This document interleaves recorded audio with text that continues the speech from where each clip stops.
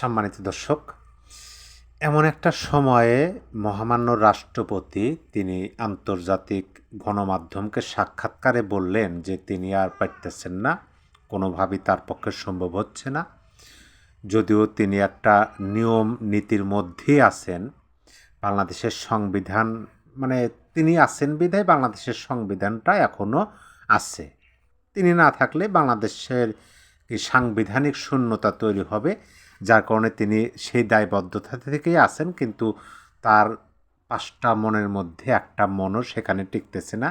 তিনি খুব কষ্টের মধ্যে আছেন, তিনি নানানভাবে অপমানিত, লাঞ্ছিত, যার কারণে তিনি আসন্ন যে নির্বাচন সেই নির্বাচনের পরপরই তিনি পদত্যাগ করবেন। যদিও তার মেয়াদ আছে রাষ্ট্রপতি হিসাবে, সাংবিধানিক হিসাবে তার যে মেয়াদ সেই মেয়াদ আছে। মেয়াদ থাকা অবস্থায় তিনি মাঝামাঝি সময়ের মধ্যে পদত্যাগ করবেন, শুধুমাত্র তার পেস্টিসে বেচতেছে এরকম একটা বক্তব্য দিচ্ছেন। এমন এক সময়ে একদিকে তফসির ঘোষণা হইতেছে, অন্যদিকে রাষ্ট্রপতি এই সাক্ষাৎকারটি দিলেন। তাও আবার কোথায়?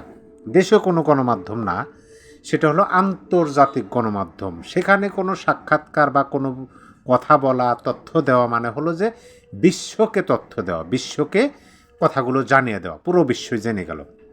এখন এই বিষয়টা নিয়ে নানানভাবে আলোচনা হইতেছে।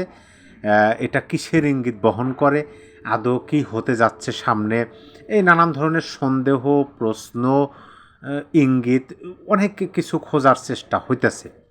তার এই ধারাবাহিকতায় আমি যতটুকু বুঝতে পারলাম, দেখেন অনেকে বলতেছেন যে তিনি তো আওয়ামী লীগের একজন রাষ্ট্রপতি, আওয়ামী লীগ যখন সরকারে ছিল তখন তিনি বিনা প্রতিদ্বন্দ্বিতায় আওয়ামী লীগ দ্বারা নির্বাচিত একজন রাষ্ট্রপতি। তিনি যে এতদিন রাষ্ট্রপতি হিসেবে আছেন, এটাই তো বেশি, এটাই তো অনেক কিছু, তাকে পদত্যাগ করাই উচিত। আবার অনেকে বলতেছেন যে না, তিনি তো আওয়ামী লীগের রাষ্ট্রপতি, তিনি অবশ্যই আওয়ামী লীগের ভালো হয় এমন কোনো কাজই করবেন। আবার অনেকে এরকম কথাও বলতেছেন যে তিনি এমন এক সময়ে এই পদত্যাগের কথা বললেন যখন একদিকে তফসিল ঘোষণা হইতেছে এই অসাংবিধানিক সরকারের আওতায়, অন্যদিকে সাংবিধানিক রাষ্ট্রপতি রাষ্ট্রের যিনি হর্তাকর্তা সর্বোচ্চ জায়গায়।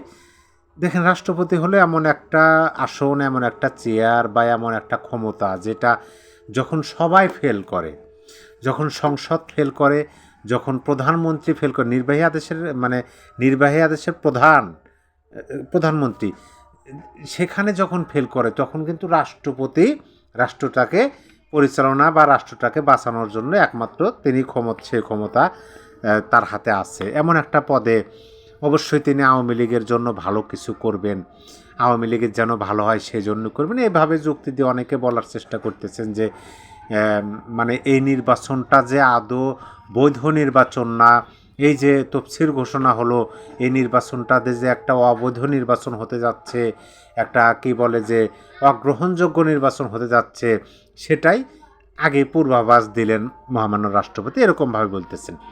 আবার অনেকে বলতেছেন যে মহামান্য রাষ্ট্রপতি এমন একটা সময় সাক্ষাৎকারে এই তার পদত্যাগের কথাগুলো বললেন, তিনি আগেও বললেন না? আমরা তো দেখলাম যে 5ই আগস্টের পরপরই তাকে সরানোর জন্য ব্যাপক চাপ প্রয়োগ করা হলো, প্রেশার গ্রুপ যে মব বাহিনী দ্বারা, কিন্তু তাকে সরানো গেল না, কারণ বিএনপি সেখানে দেওয়াল হয়ে দাঁড়াছিল যে রাষ্ট্রপতিকে সরানো যাবে না, সাংবিধানিক শূন্যতা তৈরি হবে।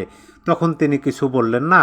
আর যখন নির্বাচনের তফসিল ঘোষণা হলো, ঠিক সেই দিনই তার এই কথাটা বলা লাগলো, অবশ্যই এইটার চাপ বর্তমান অন্তর্বর্তী সরকারের উপর আসবে এবং সেই চাপকে অন্তর্বর্তী সরকার কোনোভাবে কাটিয়ে উঠতে পারবে।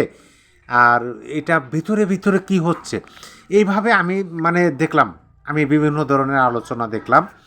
কিন্তু আমার কাছে যেটা মনে হলো যে আরেকজনের একটা আলোচনা আপনাদেরকে বলি।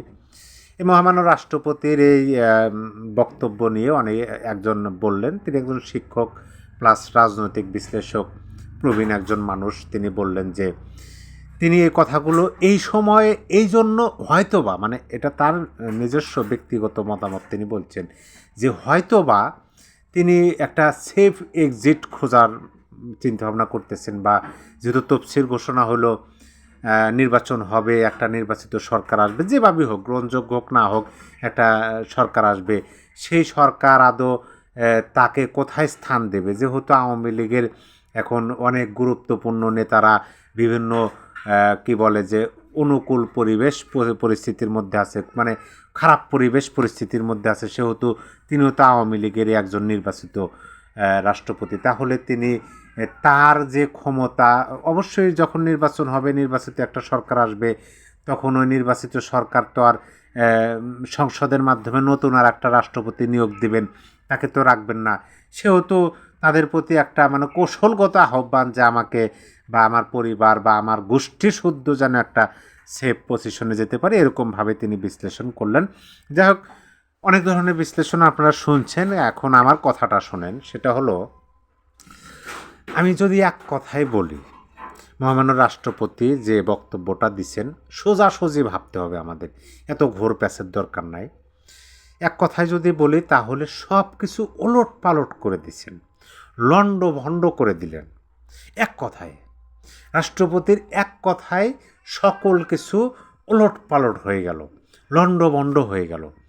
যখন একটা রাষ্ট্রের রাষ্ট্রপতি বলেন যে আমি অপমানজনক জায়গাতে আছি, আমাকে কোনো জায়গায় প্রাধান্য দেওয়া হচ্ছে না, এই কথাও তো অনেকে বলছেন যে এই তো কিছুদিন আগে তার ছবি বিভিন্ন দূতাবাস থেকে সরানো, এক রাতের মধ্যেই মানে এইভাবে অপমান করা হয়েছে। যখন একটা রাষ্ট্রের রাষ্ট্রপতি এইভাবে আন্তর্জাতিক মিডিয়ায়, আন্তর্জাতিক বার্তা সংস্থাকে বলে যে তিনি আর কোনোভাবেই পারতেছেন না, তিনি পদত্যাগ করার জন্য ইচ্ছুক, শুধুমাত্র নির্বাচনের দিকে তিনি তাকিয়ে আছেন, নির্বাচন শেষ হলে তিনি পদত্যাগ করবেন, কারণ তাকে বিভিন্নভাবে অপমান করা হচ্ছে, বিভিন্নভাবে তাকে হেয় প্রতিপন্ন করা হচ্ছে।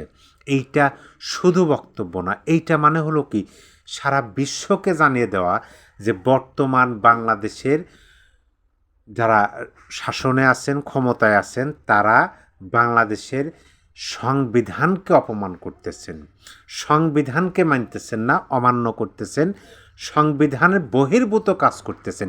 এটাই তার বার্তা বহন করে, এটাই তার ইঙ্গিত বহন করে, আমি যতটুকু বুঝি আমার ছোট বিদ্যা বুদ্ধিতে।